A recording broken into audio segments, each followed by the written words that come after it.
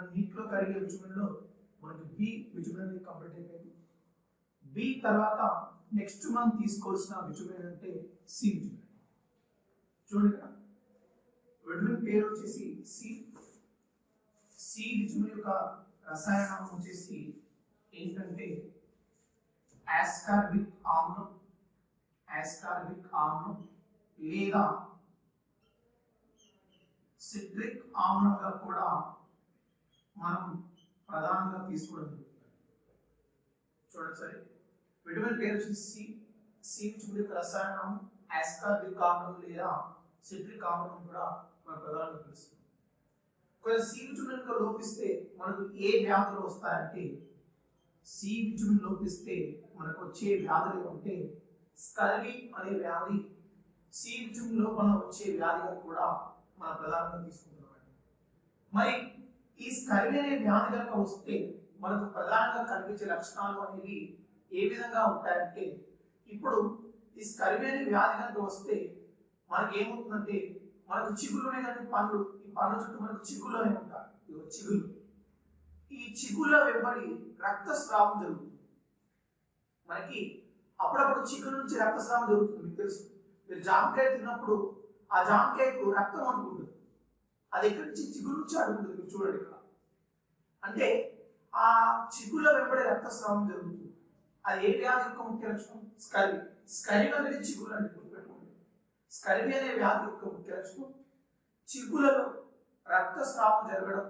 ఆ వ్యాధి యొక్క ముఖ్య లక్షణంగా కూడా మనం ప్రధానంగా తీసుకోవడం అనేది కూడా జరుగుతుంది.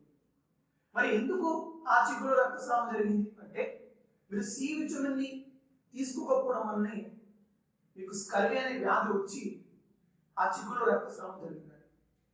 మరి మీకు చిగుళ్ళలో అంటే స్కర్వీ అనే వ్యాధి రాకుండా ఉండాలంటే మీరు ఏం తీసుకోవాలి? సి విటమిన్ తీసుకోవాలి. మరి సి విటమిన్ లభించే పదార్థాలు ఏంటి? ఆర్థిక ప్రాముఖ్యతలు రాయాలి.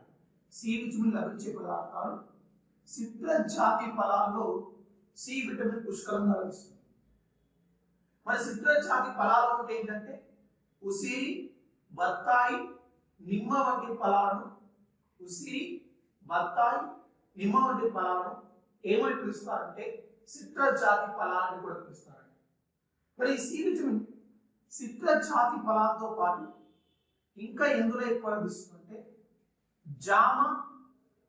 జామ మరియు టమాటాలో కూడా సి విటమిన్ అనేది పుష్కలంగా లభించడం అనేది కూడా జరుగుతుంది.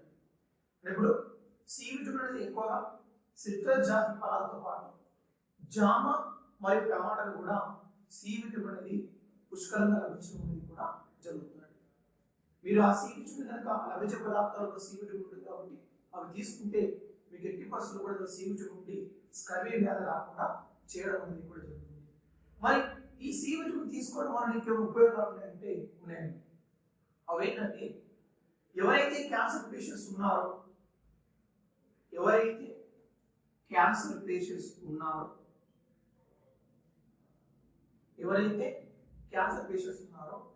వాళ్ళు ఈ సి విటమిన్ తీసుకుంటే క్యాన్సర్ తగ్గే అవకాశాలు ఎక్కువగా ఉంటాయండి.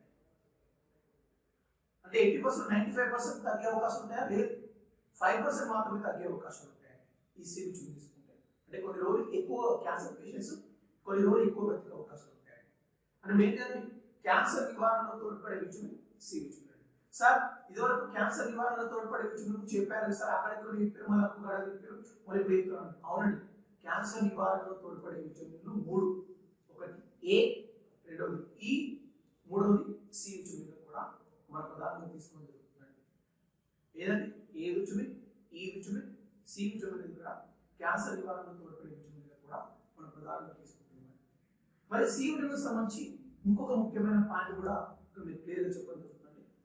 ఈ సి విటమిన్ ఏం చేస్తుందంటే వేడి చేస్తే నశించిపోయే విటమిన్ సి విటమిన్. ఏంటంటే వేడి చేస్తే నశించిపోయే విటమిన్ ఏంటంటే సి విటమిన్ కూడా వేడి చేస్తే నశించిపోయే విటమిన్ కూడా ఆ సి విటమిన్ ని మనం ప్రధానంగా తీసుకుంటున్నాం. మరి ఇప్పుడు చెప్తున్నాను, రేపు ఎగ్జామ్ అడుగుతాడు, వేడి చేస్తే నశించిపోయే విటమిన్లు ఏవి అంటాడు. వాడు విటమిన్ అన్నాడు, వేడి చేస్తే నశించిపోయే విటమిన్లు ఏవి అన్నప్పుడు వేరే పెట్టాలి B9 మరియు సి విటమిన్. సార్ ఇక్కడ బి నైన్ విటమిన్ అనేది మీరు ఎట్లా చెప్తున్నారు సార్, అది ఏ విధంగా చెప్తున్నారు సార్, బి నైన్ విటమిన్ అనేది ఎట్లా కన్క్లూజన్ వస్తారంటే, అవునండి మీకు అక్కడ చెప్పాను బి నైన్ విటమిన్ దగ్గర ఏం చెప్పాను, ఆహార పదార్థాలను అధికంగా ఉడకబెట్టడం వలన ఏ విటమిన్ నాశనం అవుతుందంటే బి నైన్ విటమిన్ నాశనం అవుతుంది చెప్పారు. మరి ఆహార పదార్థాలను అధికంగా ఉడకబెట్టాలంటే ఫస్ట్ వేడి చేయాలా, వేడి చేయాలి. అక్కడ వేడి చేస్తే ఇండైరెక్ట్ గా బి నైన్ అవుతుంది, ఉడికి బి నైన్ అవుతుంది. ఇక్కడ వేడి చేస్తే డైరెక్ట్ గా సి విటమిన్ అవుతుంది. అంటే ఓవరాల్ వేడి చేస్తే నశించిపోయే విటమిన్లు అన్నప్పుడు బి నైన్ తో పాటు సి విటమిన్ కూడా మనం ప్రధానంగా తీసుకుంటున్నాం. మరి ఇంకొక విషయం ఉంది, ప్రతిరోజు మానవుడు అనేవాడు మూత్రాన్ని విసర్జిస్తాడు. ప్రతిరోజు మానవుడు ఎంత మూత్రాన్ని విసర్జిస్తాడు తెలుసా? 1.5 లీటర్స్ మూత్రాన్ని మాత్రమే మానవుడు విసర్జిస్తాడు. ఇది ప్రతి ఒక్కరు కూడా తెలుసుకోవాల్సిన విషయం. మరి మానవుడు బయటకు మూత్రాన్ని విసర్జించినప్పుడు ఆ మూత్రంతో పాటు ఒక విటమిన్ బయటకు పోతుంది. ఆ మూత్రంతో పాటు బయటకు పోయే ఏకైక విటమిన్ ఏదంటే సి విటమిన్ గా కూడా మన ప్రధానంగా తీసుకుంటుంది. అంటే ఏంటంటే మానవుడి యొక్క మూత్రం ద్వారా బయటకి విసర్జింపబడే విటమిన్ ఏదంటే సి విటమిన్ గా కూడా మనం ప్రధానంగా తీసుకుంటున్నాం. మరి ఈ సి విటమిన్ సంబంధించి ఇంకొక అంశాన్ని కూడా చెప్పాలండి, అదేంటంటే ఈ సి విటమిన్ మన రోగ నిరోధక శక్తిని పెంచుతుంది. అంటే రోగ నిరోధక శక్తి అంటే ఇమ్యూనిటీ పవర్. అంటే సింపుల్ చెప్పాలంటే మానవ యొక్క రోగ నిరోధక శక్తిని పెంచే విటమిన్ ఏంటంటే సి విటమిన్ అనేది ఇక్కడ మానవ యొక్క రోగ నిరోధక శక్తిని పెంచే విటమిన్ గా కూడా మనం తీసుకుని ఉంటాం. మీకు అందరికీ తెలుసండి, మన కరోనా టైంలో మన ఇమ్యూనిటీ పవర్ పెరగడానికి మనం ఎక్కువ ఏ ఫ్రూట్స్ తీసుకున్నాం, సి విటమిన్ సంబంధించిన ఫ్రూట్స్ మనం ఎక్కువ తీసుకున్నాం. చాలా మంది డాక్టర్ కూడా చెప్పాడు మీరు సి విటమిన్ తీసుకోండి, ఆ సి విటమిన్ తీసుకుంటే మీరు డెఫినెట్ గా మీ ఇమ్యూనిటీ పవర్ పెరుగుతుంది, బత్తాయి తీసుకోండి, బత్తాయి జ్యూస్ తాగండి అని చెప్పి వాళ్ళు మీకు చెప్పడం జరిగింది. ఎందుకు తీసుకోమని చెప్పారు? ఆ బత్తాయిలో కూడా సి విటమిన్ ఉంటుంది. ఆ జ్యూస్ కనుక తాగితే ఆ సి విటమిన్ మీ బాడీలోకి వెళ్ళి మీ ఇమ్యూనిటీ పవర్ పెంచుతుంది. అంటే ఏంటంటే మానవ యొక్క రోగ నిరోధక శక్తిని పెంచే విటమిన్ సి విటమిన్. సార్ మీరు ఏమని చెప్పారు? విటమిన్ అన్ని కూడా మానవ యొక్క రోగ నిరోధక శక్తిని పెంచాయని చెప్పారు కదా, మరి ఇప్పుడు సి విటమిన్కి ఏం ప్రత్యేకత అంటే, అవునండి రేపు ఎగ్జామ్ అడుగుతాడు విటమిన్లలో ఏ విటమిన్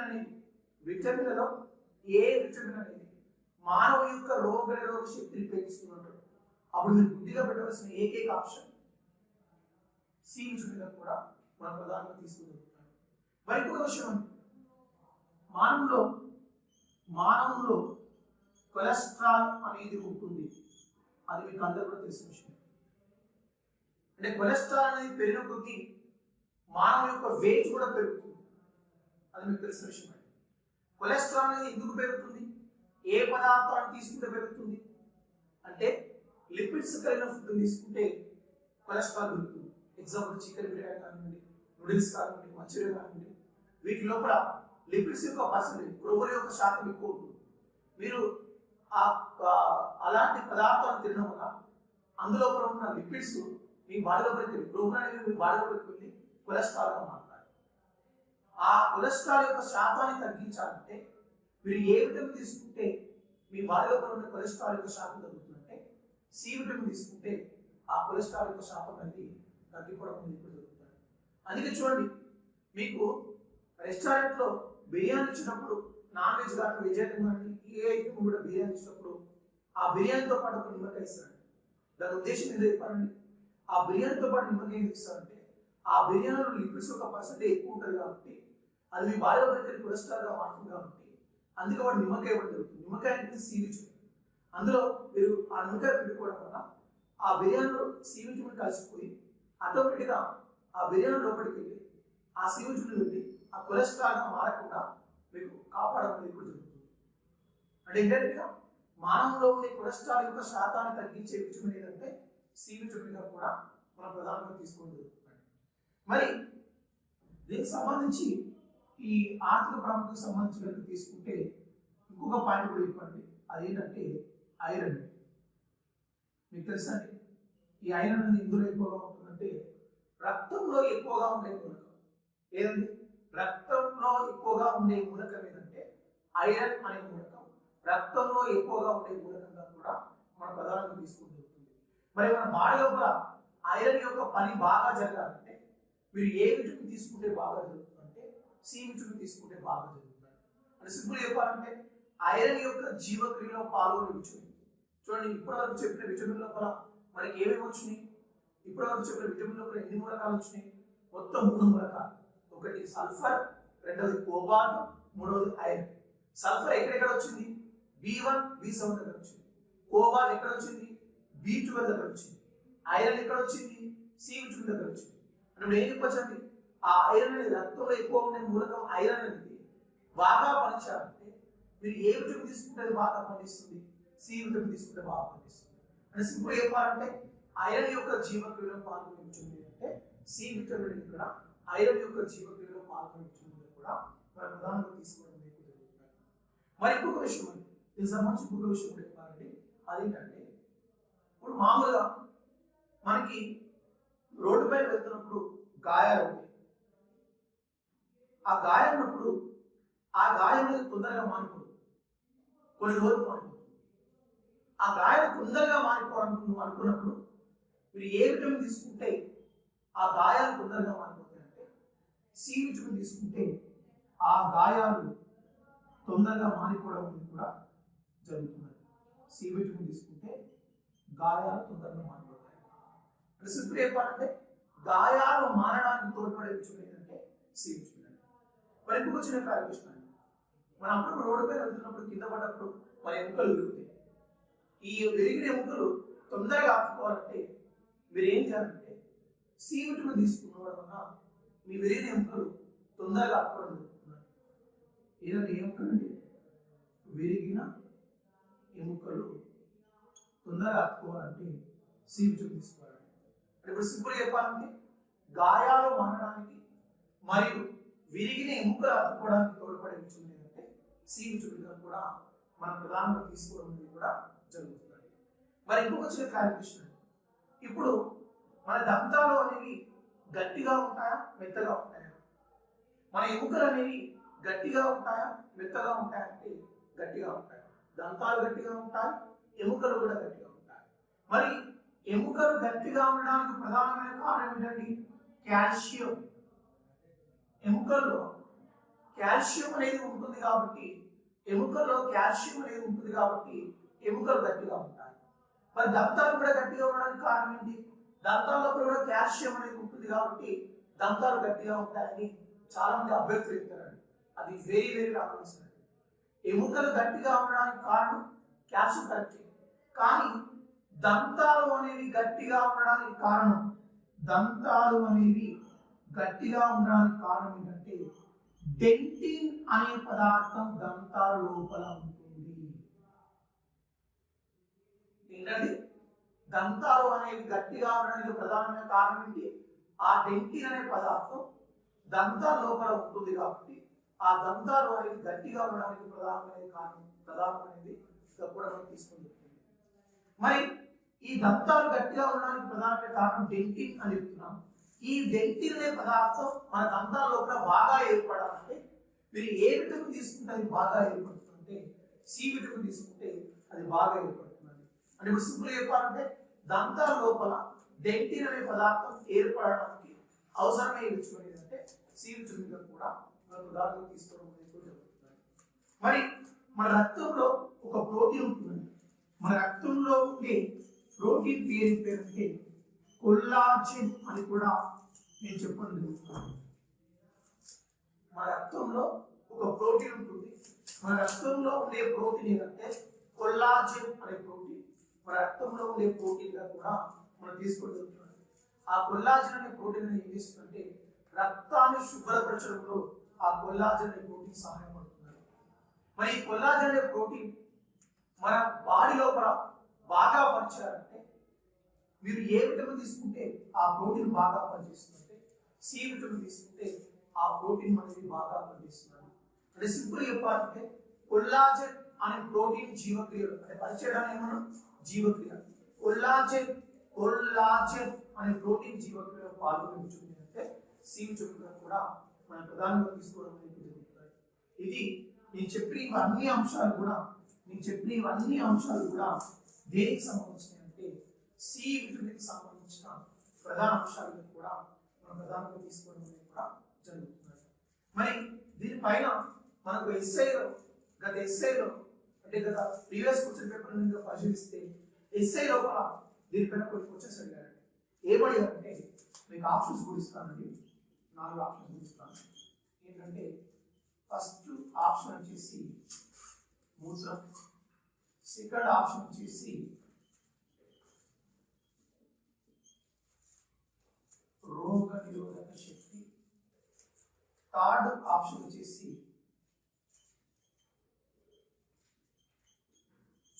కొలెస్ట్రాల్, ఫోర్త్ ఆప్షన్ వచ్చేసి క్యాల్షియం. ఈ 4 ఆప్షన్ ఇచ్చాడు వాడు ఎగ్జామ్ అడిగినకి వచ్చాడు. ఈ క్రింది వాటిలో సి విటమిన్ కి సంబంధం లేని అంశం ఏది అన్నాడు. సంబంధించిన అంశం కాదు, సంబంధం లేని అంశం ఏది అన్నాడు. ఈ క్రింది వాటిలో సి విటమిన్ కి సంబంధం లేని అంశం ఏది అన్నాడు. మూత్రంతో పాటు సి విటమిన్ సంబంధం ఉంది, ఓకే ఇది కరెక్ట్.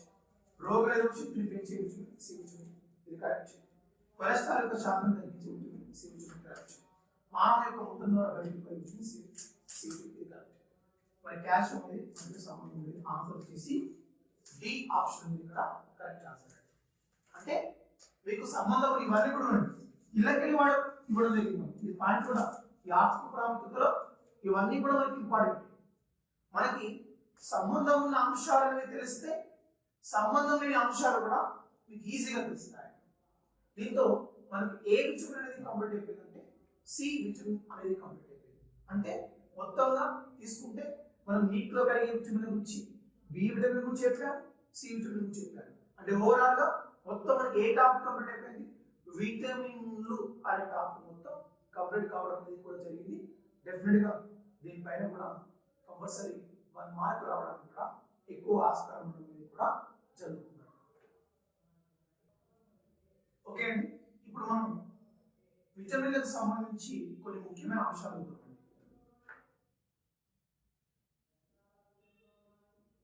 విటమిన్లకి సంబంధించి కొన్ని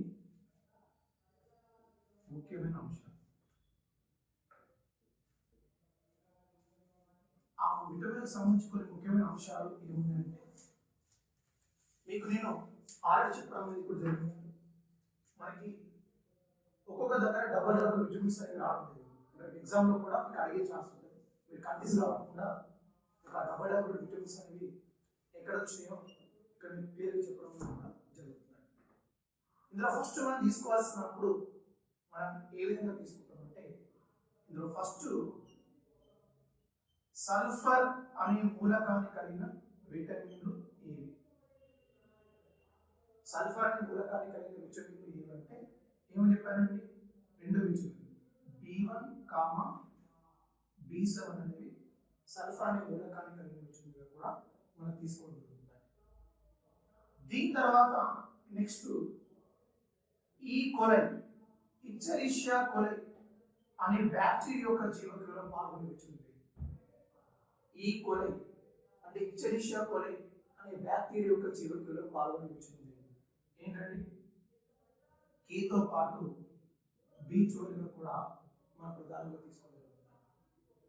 దీని తర్వాత నెక్స్ట్ మనం తీసుకోవాల్సింది స్థూల పోషకాల యొక్క జీవక్రియలో పాల్గొనే విటమిన్ డి. ఇది కూడా మీకు చెప్పానండి, గుర్తుపెట్టుకోండి. స్థూల పోషకాల యొక్క జీవక్రియలో పాల్గొనే విటమిన్లు ఏవని చెప్పి ఎగ్జాంపుల్. స్థూల పోషకాలు ఏంటంటే కార్బోహైడ్రేట్లు, ప్రోటీన్లు, లిపిడ్స్. మరి ఆ స్థూల పోషకాల యొక్క జీవక్రియలో పాల్గొనే విటమిన్లు B3, B5 అనేది కూడా స్థూల పోషకాల యొక్క జీవక్రియలో పాల్గొనే విటమిన్లు కూడా మనం తీసుకుంటున్నాం. మరి దీని తర్వాత హిమోగ్లోబిన్ యొక్క ఉత్పత్తిలో పాల్గొనే విటమిన్. హిమోగ్లోబిన్ యొక్క ఉత్పత్తిలో పాల్గొనే విటమిన్ అంటే ఆల్రెడీ చెప్పడం జరిగిందండి. హిమోగ్లోబిన్ యొక్క ఉత్పత్తిలో పాల్గొనే విటమిన్లు B6, B9. B6 comma B9 అనేది ఇక్కడ హిమోగ్లోబిన్ ఉత్పత్తిలో పాల్గొనే విటమిన్లు కూడా మీకు చెప్పడం జరిగింది. దీని తర్వాత నెక్స్ట్ ఎనీమియా వ్యాధిని కలగజేసే విటమిన్లు ఏవి? ఇది కూడా మీకు చెప్పాను. ఎనీమియా వ్యాధిని కలగజేసే విటమిన్లు ఏవి అంటే ఇక్కడ కూడా B6 మరియు మళ్ళీ B అనేది కూడా ఎనీమియా వ్యాధిని కలగజేసే విటమిన్లు కూడా మనం తీసుకోవడం అనేది కూడా జరుగుతుంది. మరి దీంతో పాటు వేడి చేస్తే నశించిపోయే విటమిన్లు ఏవి?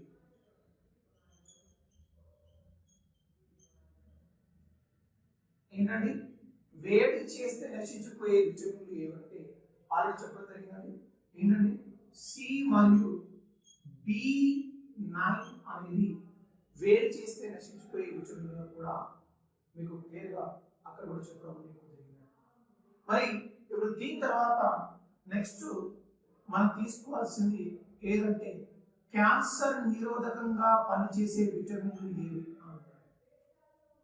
క్యాన్సర్ నిరోధకంగా పనిచేసే విటమిన్లు ఏమంటే ఏ మరియు ఈ మరియు సి విటమిన్ అని ఇక్కడ క్యాన్సర్ నిరోధకంగా పనిచేసే విటమిన్లు కూడా ఏ మరియు ఈ మరియు సి విటమిన్లు కూడా మనం ప్రధానంగా తీసుకున్నది కూడా జరుగుతుంది.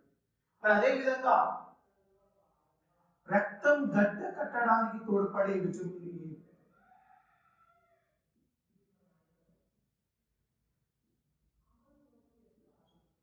ఏవి?